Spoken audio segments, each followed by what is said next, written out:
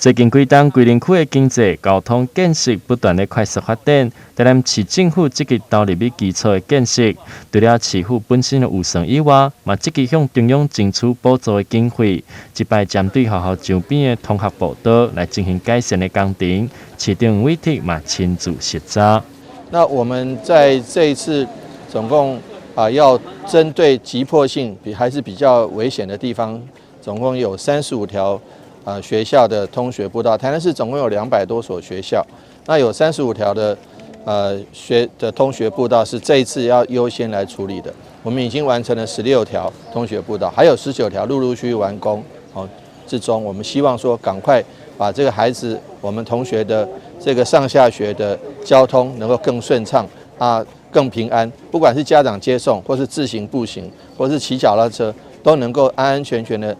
上课。平平安安的下课。针对桂林区、桂林国小、桂林国中，也有新丰高中3间学校周边学生上课会经过的步道来进行改善，得到内政部因减数提升路品质计划的补助，总经费达到5390万。甲改善学校周边的步道，各有当地路面品质，和学生各市民朋友有更安全的用路空间。这3个学校呢，有一部分有这个人行道，那有一部分还没有人行道。那没有人行道的部分呢，我们会把它再增加，让它更完整。那旧有的人行道因为已经老旧，我们会把它更新，而且注重这个人本的安全。所以一些行人穿越道，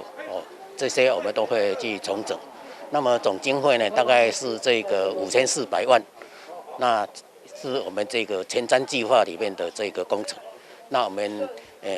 有一部分已经开始设计，那还有2个案子呢，必须经过议会同意，我们也会继续进行。那预定呢，在我们这个年底呢，我们大概就会把它做完成。市府积极咧改善当地建设，除了会当活络当地，嘛希望会当互观光来更兴盛。上重要就是会当互市民朋友，佮有逐工咧上课用路的学生有经济保障，嘛较安全。台南新闻刘品言采访报道。